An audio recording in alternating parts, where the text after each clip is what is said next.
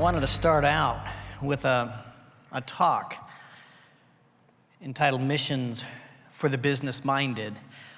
We've spent a lot of time in this SAT talk talking with business people and strategies around job creation and the things that it takes to make that happen. And so I wanted to do a short talk on ministry or missions for the business-minded person. And so what I'd like to do is kind of do my talk and the kind of Q&A time all within that little allotment of 15 to 18 minutes. So we'll see if I can hold my thoughts and comments down to that and then pull some of yours in as well. But here's what I want you to do.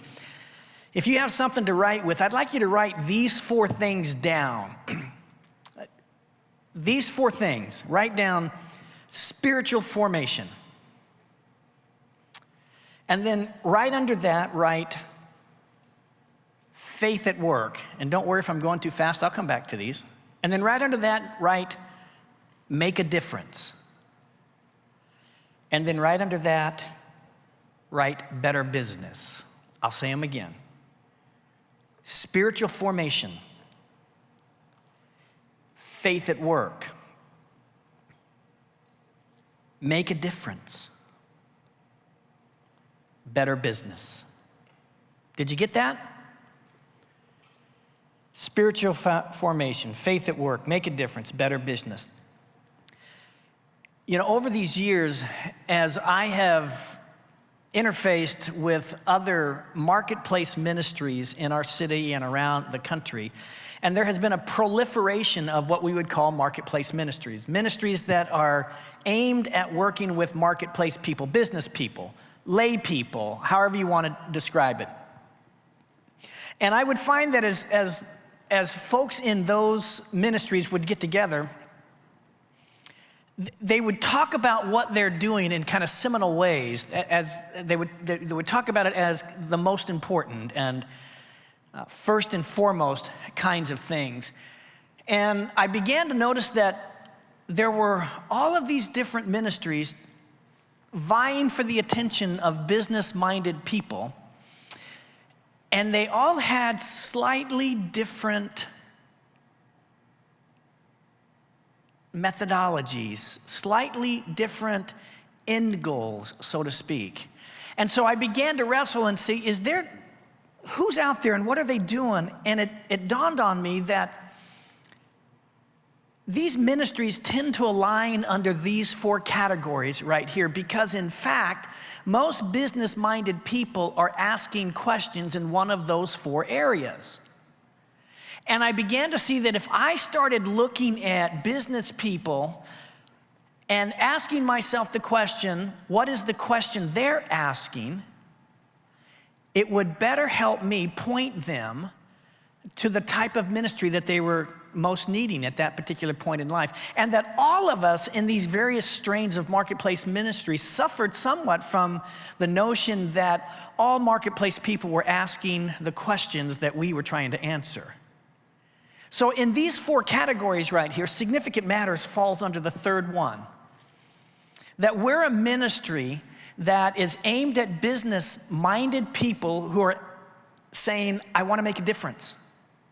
I want to make a difference. And that within our city, for example, we have marketplace ministries that are geared towards what I would call spiritual formation. Navigators is a great organization that in their mission statement, it's about building disciples. And so there are business men and business women meetings across our city in which business people are getting together, and they're coming together for a time of better understanding what it means to be a follower of Jesus Christ. And I have found that a business-minded person who's asking questions like, how do I be a better father? How do I get closer to God? Why should I read my Bible? Should I go to church?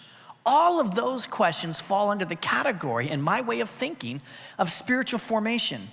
And that in the course of my lifetime in my pastorate, I had plenty of business-minded people who were fundamentally asking the question about spiritual formation. All of those things are important. But when a person is asking questions about spiritual formation, what you want to do is you want to give them those kinds of answers. You set them down in a Bible study. You put them together in a small group. You work through spiritual disciplines with them. That's what they're asking for, and that's what they're needing. But then I found that some business-minded people weren't asking that particular question. What they began to ask was, man, I feel really close to God on Sunday, but come Monday, how do I integrate my faith at work? You see the difference?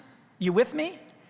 It's a fundamentally different question. They're not asking, how do I get closer to God?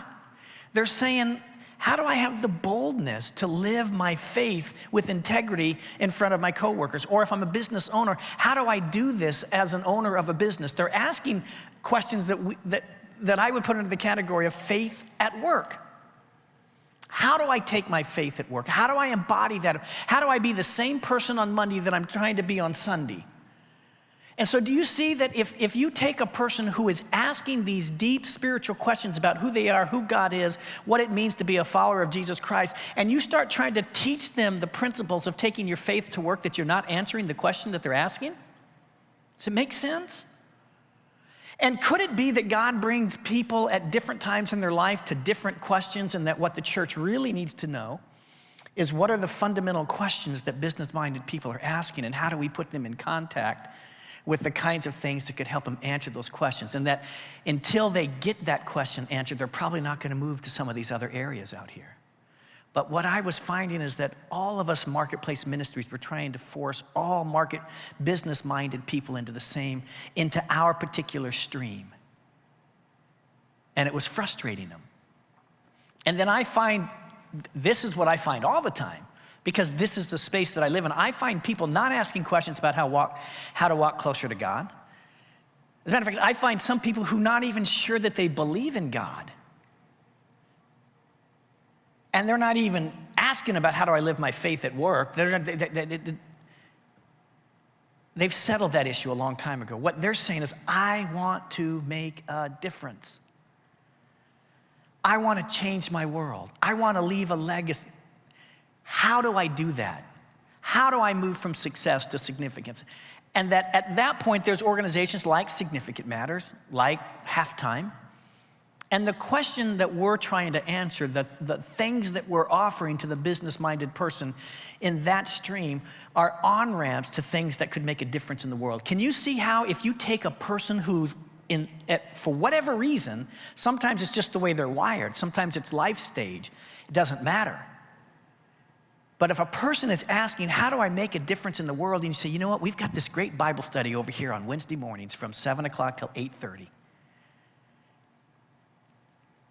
Not only does it not answer the question that they're asking, it creates this sort of dissonance that, am I just not spiritual enough? I mean, if I really loved God, would I be asking for a Bible study on Wednesday morning from 7 to 8:30? I mean, do all of the things that we need in life fall into this? No. If a person is asking these questions, how do I make a difference? Then how do we connect them to the things that are part of who we are as the church that help them answer that question, that help them plug in to those kinds of things? A little caveat on that. I'm finding that there are plenty of unconvinced people still trying to make up their mind about this Jesus, who are deeply moved by the conditions of this world and are asking questions, how can I make a difference? And are willing to entertain involvement in a church if that church is working in that space. Because there's this belief or this understanding that I have gifts and skills to add to what might make a difference in an urban neighborhood, or what might make a difference overseas. And I don't have to have all of this biblical knowledge. But as Bob was talking about last night, I have the gift of deal making, and I could possibly do that in this context. And can you see how if we create on-ramps for people who are asking that question through the context of the church, that it might even become a new lampstand upon which to set the gospel? that there might be business-minded men and women who begin to pay a little more attention to the things that we say about who we are and who this Christ is, because we have provided for them meaningful opportunities to make a difference in the world. And then the fourth category of marketplace ministries that I have seen is what I call better business. There's organizations across the country. One that I know of is called Convene, and we've had one here in the Kansas City area. And what these are CEO roundtables. These are basically kind of high capacity. There's a cost involved on a yearly basis, and these are Christian CEOs, and sometimes they're Christian-led, but they're not overtly Christian-led. And this is where business owners and CEOs get together, and what they're talking about is, how do we increase our bottom line? How do we be a more thriving, flourishing? How do I share my P&L and my balance statement with other people who know the difficulties of cash flow and all of that? I mean, who do I have to talk to about some of the bottom line decisions of my business so that it could be even a more flourishing business? Can you see how, if you have in your church those kinds of CEOs that are wrestling with those kinds of issues, to tell them that what they need is a Bible study, totally misses it? Or to tell them that you just need to go make a difference in the world? And my suggestion, and what we've been working on as a tool, quite frankly, that could help churches actually have people go through and just answer 40 questions. And in answering those 40 questions, you could begin to understand this business-minded person is asking these two questions fundamentally. Can you see how, if we were to do that we could begin to work with the business-minded people in our church and begin to help them become everything? See, it's not that you start off over here with spiritual formation. It's not a linear approach. Some people are going to come to the church. Some people are going to become a part of this because they want to make a difference over here. And then somewhere along the line, they may start asking questions about spiritual formation. And then they may start asking questions about faith at work. And wouldn't it be wonderful if the church could just be that kind of entity that could identify where our business-minded people are at and then begin to plug them in to the ministries that could most adequately serve them in that particular space? Now, I would say this to pastors. Pastors, I'm a pastor. Pastor, you and I, we are wired and equipped to handle the first two. When we have people in our congregation who are asking the question about spiritual formation, how do I be more like Christ? And how do I take my faith to work? We can answer those questions. We can create programs within the church. We can create classes within the church that help people answer those fundamental questions right there. And my suggestion to the church is be good at those things. Answer those questions, because when business-minded people are asking that question, they need answers for that. Walk them through that process. But when you start to find business-minded people in your church that are asking the latter two questions, you're not equipped typically to answer those questions. That business person who is asking the questions inside of their church, how can I make a difference, is usually looking for some sort of a life-changing kind of a thing, a way to move the needle on something, and most of us are not set up to do that. So that's why hooking those business-minded people up with organizations like Halftime or other ministries that are doing those kinds of things begins to give them an outlet for the kinds of things that make sense to them at that particular stage in their own development. And then, of course, if you've got business people in your congregation that are asking these, how do I be a better business? Do you know of the CEO roundtables that exist within your city that you could put them in touch with, in which other businessmen and women are wrestling with those deeper issues? So my suggestion is, begin to look at the business-minded people in your church and ask yourself the question, or better yet, ask them. And find out, what question are they asking fundamentally right now? Are they asking questions about spiritual formation? Then plug them into those kinds of things. Are they asking questions about, how do I take my faith at work to work? And if so, plug them in there. Don't make them go to a Bible study on what it means to be to pray better. And if they're asking questions about how to make a difference, then connect them to those ministries and those people that can help them get in, take their A game into, and begin to make a difference in some way. And if they're asking questions about how to make their business thriving, don't make them go to a Bible study on how to be a better Christian. All of that's important. But can you put them together with other people who are wrestling with those kinds of things? Those are the 4 types of ministries. I would say that any pastor that would take the time to know the ministries within your city that are actually doing those things would also be a very helpful thing. So let me say a couple of things then to pastors, what pastors need to know. And now I am speaking specifically on the 3rd category because that's what Significant Matters is about. We are about working with marketplace people who are asking the question, how do I make a difference?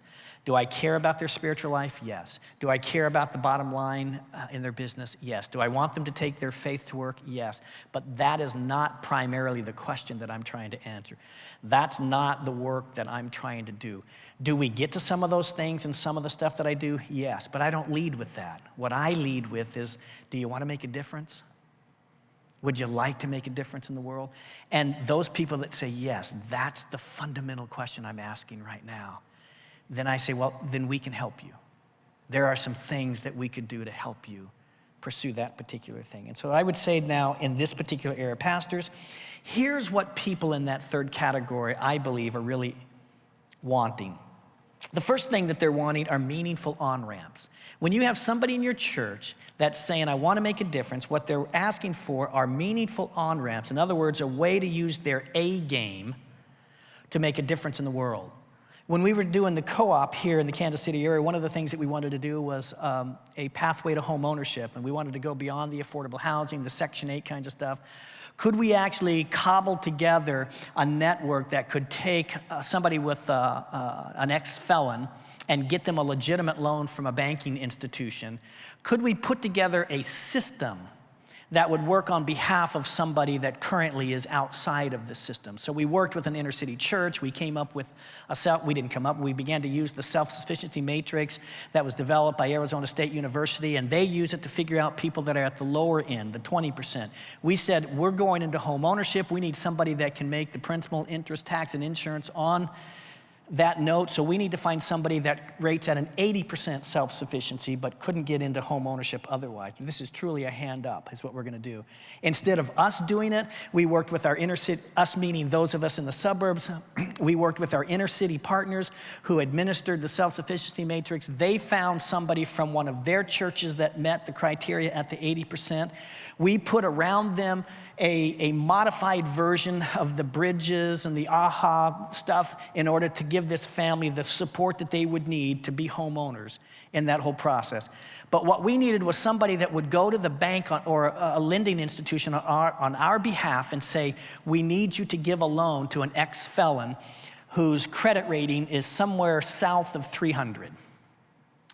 And we found in one of our churches a newly retired CEO of Mazuma Credit Union, the largest credit union here in the Kansas City area.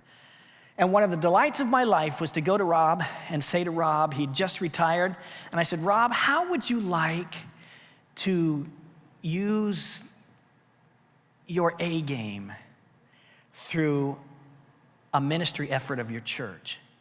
And his eyes got that big. He goes, tell me more. And I said, here's what we're doing, and here's what we've put together, and what we need is to be able to go to a bank, because in the end, we want this family to be able to get a legitimate loan. But we need you to work with us and see if you could get us into Mazuma Credit Union, and we need to find out what they need in order to say yes to this. And he got us a meeting with them. And we sat down and we met with them.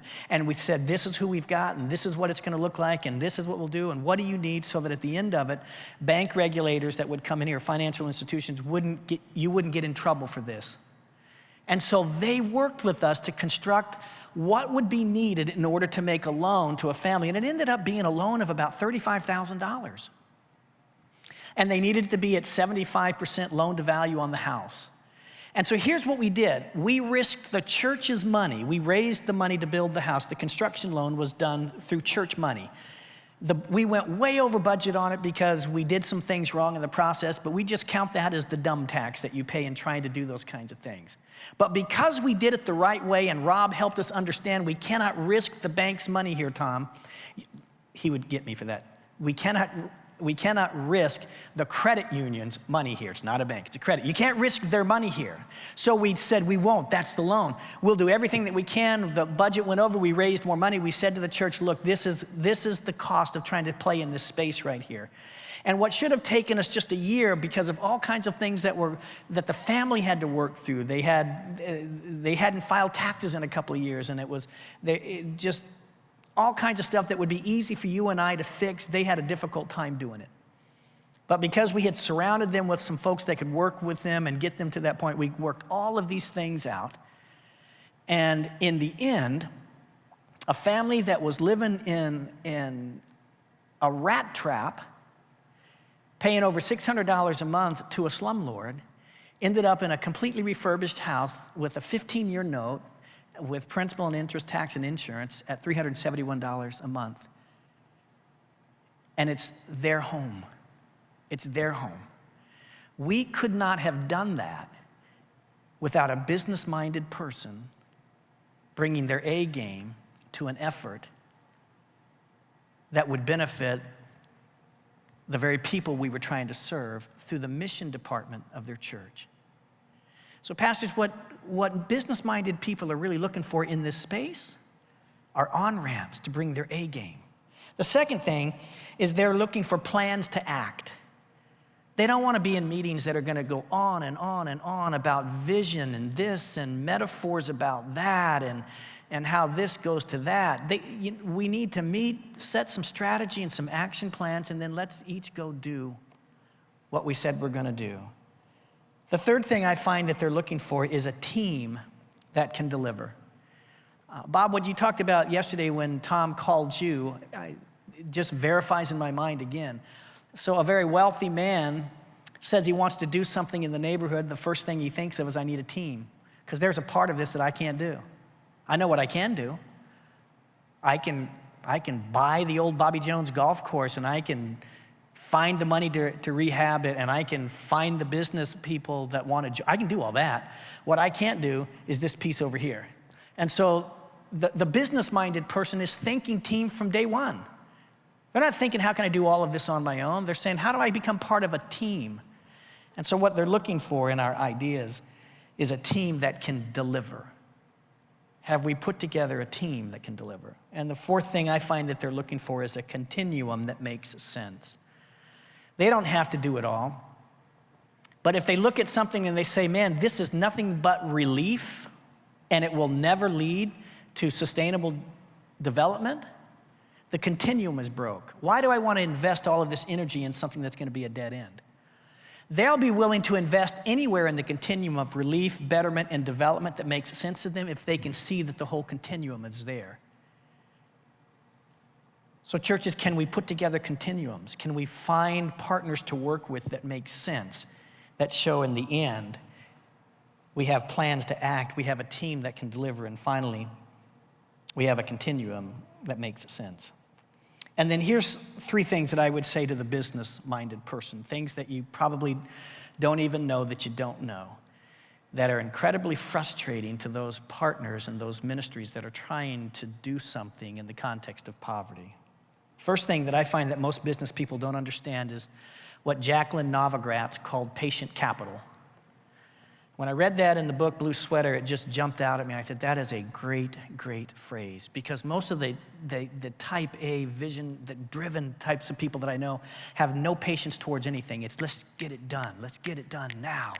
Because they live in a world of high stakes in which decisions have to be made rather quickly. But what they don't understand is that in the context of poverty, nothing happens quickly. And that until business-minded people begin to understand that the context of poverty is not this instant quarterly return on investments, that there's a longer-term patient capital, both dollar capital and human capital going into this context. And so we do training on patient capital. What does that look like? How are you going to feel, businessman, businesswoman, when you get into these situations and the pace at which things happen don't go the way that you want? Because if you try to impose your idea of how quickly the timeline should be in this context, it's not going to work.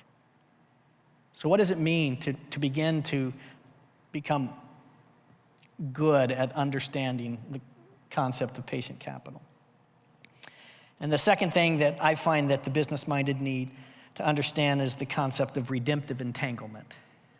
That these intractable problems don't happen through simple kinds of solutions, and that one of my biggest frustrations with this success to significance movement that we've experienced with baby boomers over the last 20 years is that I have watched time and time and time again as people go through this, as marketplace people say, I want to make a significance after making my success. They get in, they don't understand things like patient capital. They think things should happen just like this. They start a not-for-profit, or they kind of bulldoze their way into not-for-profits, and after a while the change doesn't happen. The things that they wanted to see happen don't happen the way they wanted to, and they get bored and burned out, and they walk away.